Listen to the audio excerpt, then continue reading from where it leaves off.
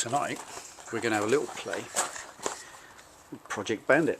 There's the seat from yesterday, and it is absolutely superb. After 35-mile round trip to work and back, it is wonderful.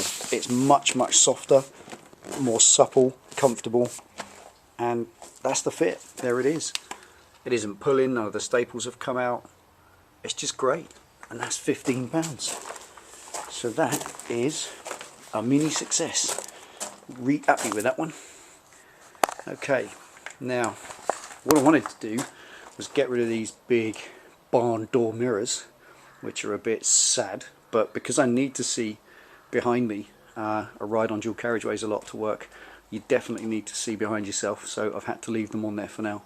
Kind of really only need a right one, but then they look a bit asymmetrical, so I'm going to replace them both with this. I just got one of these from eBay.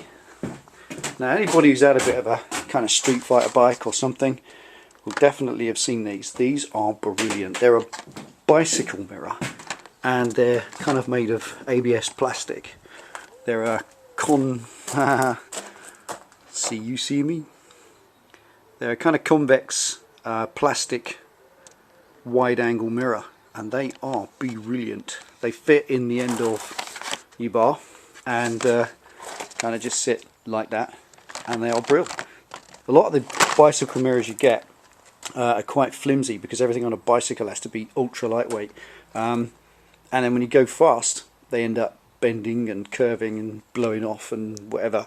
And also I've seen a lot of the aftermarket bar end Street Fighter mirrors, companies like Rizoma, Pazzo and stuff like that, or Pazzo, their billet alloy really trick things that fit around the end of a bar, and then they produce like a billet handle or billet lever arm, and then this fantastic little mirror all made of billet alloy. Very trick, but this is Project Bandit. It's about doing it for bugger all and keeping the prices down.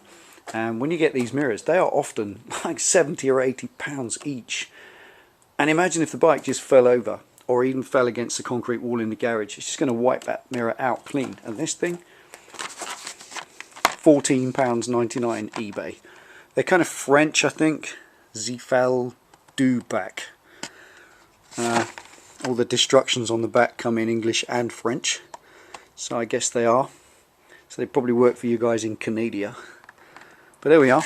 I got that to fit tonight. It's a piece of cake. It simply screws, that doodad screws in the end and it fixes on, and then it's taking those off.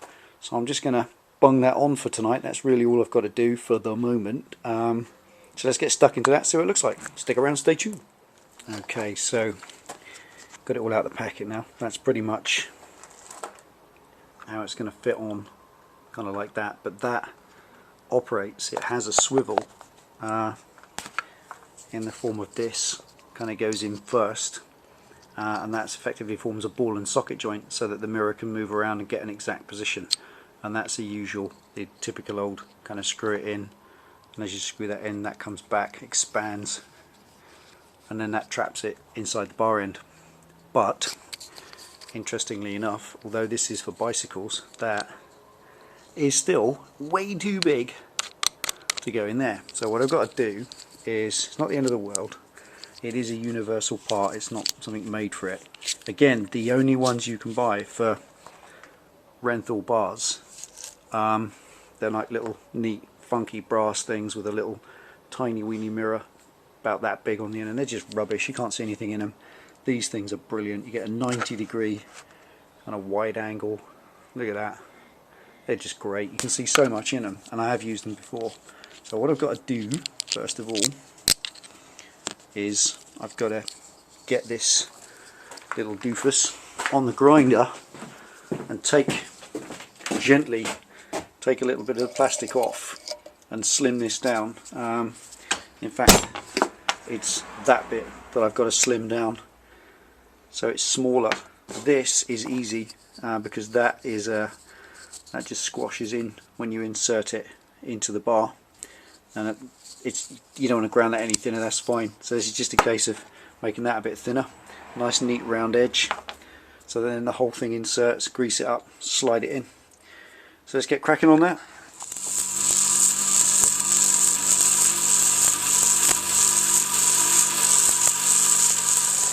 Okay, just a quick test fit. Obviously this is just the sort of thing you have to deal with, just modification, just modifying stuff to fit. Not all things come ready for instantaneous fitting. Right, let's have a look, see if it fits in the bike. By the way. Got caught up there. Okay, the inner now goes in with loads of room to spare. I've just got to get the outer to fit.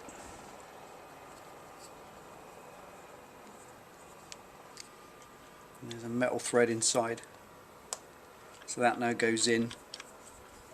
When that's screwed up, that starts to trap it, but not quite enough. As you can see, it's going in, but only to about there. So I need to take a little bit of this meat off and remove that just a little bit more. That's better.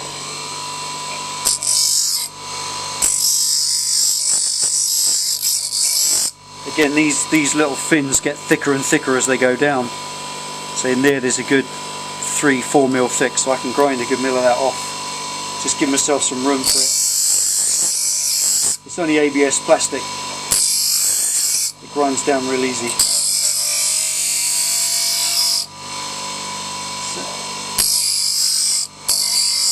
It's kind of quite hard to grind because it just melts and goes into snotty blob. But it gets by.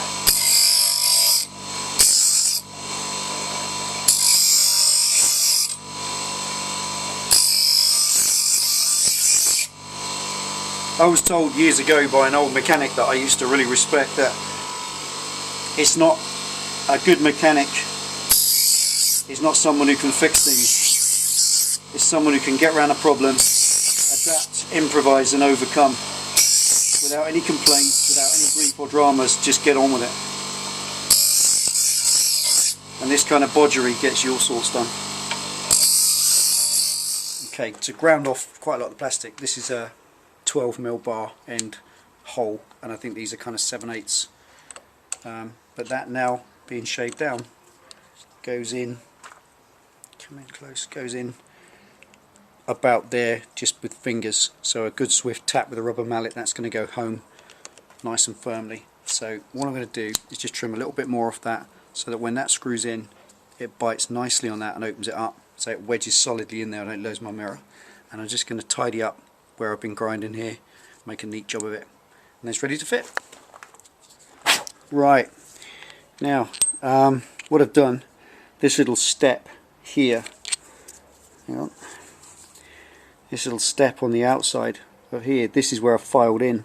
That's how much plastic I've sort of machined off it with the grinder and then made it tidy. So it's a little bit thinner, and I've cut these slots open so that that snugs up tidier. So the next task, the way it just kind of assembles it all. Here we go.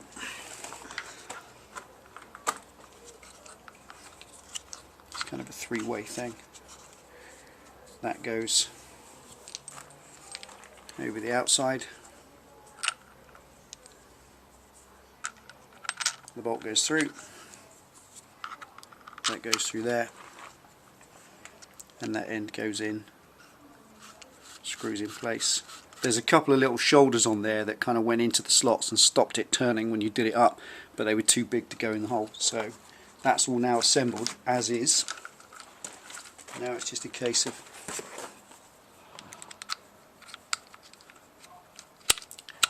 slide that so it's small enough to go in. Popped out. It's a bit fiddly, as you can see. It's the sort of thing that you just need 3 hands for, but it works. That's it. And that should slide all there in. There we go. Now the tapered bolt, as you screw that in, expands it all inside, just grips the bar. But it is plastic and stuff, so you don't need to wind it up. Because the good thing with the plastic stuff, it kind of sticks, it don't move. You don't need to lean on it, it's not going anywhere. If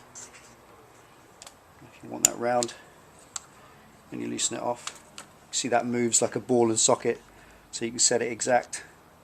So now, It's a case of,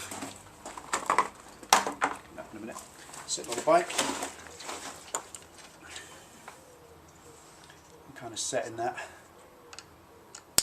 where it goes, where I can see where I've been. That's it. And there we are.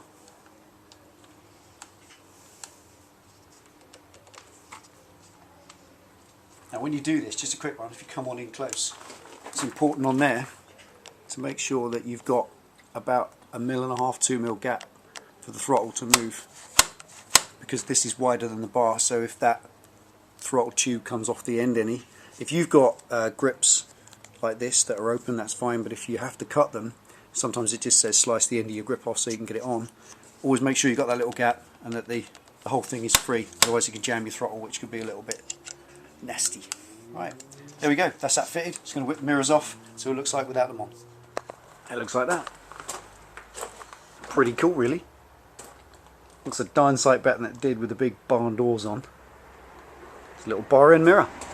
Loads of people have bar end mirrors. And that particular one, I love them. You get a fantastic wide angle. Check that out. You can see right from the back of the bike right round to the fence. It's a 90-degree apparently, according to the packet. And it has a little bit of movement, so you can just move it. As I said, on that end there, you just loosen off that 4 mm Allen bolt, and then that's a ball and socket plastic. It just slides it around. If you just leave it like I've done, slightly loose, you can move it around so that it sets itself, or you can set it where you want it. Like I said, that gap there is crucial. It's vital. Make sure you've got that gap so that nothing jams up. And that's it really. Plastic Vera, Zefal. If you're going to park it anywhere, they just flip in like that. Kind of got lock positions. They don't go anywhere. A lot of the bicycle mirrors, like I said, they just move around on their own. And because bicycles don't go that fast, they end up kind of blowing around like this as you're riding along, which is a bit daft. But these have a lock there. And I've had these and done, sometimes 70 miles an hour, as much as. And they don't move, they stay where they're put, and that little bit of movement just gives you the ability, if you're riding along, just to poke it if you want to see a bit wider or bring it in. It just sits where it's put. They're a great piece of kit, they really are. Plastic Zefal. If you've seen these before, you know how good they are. Don't weigh anything, and a lousy $14.99 including postage all the way from France, and I think that's pretty cool. And it kind of works in with the bike. It's cheap, it costs much, it's black. Excellent, job done. So thanks for tuning in and watching Delboy's Garage. Another little tip, another little thing done. See you next time.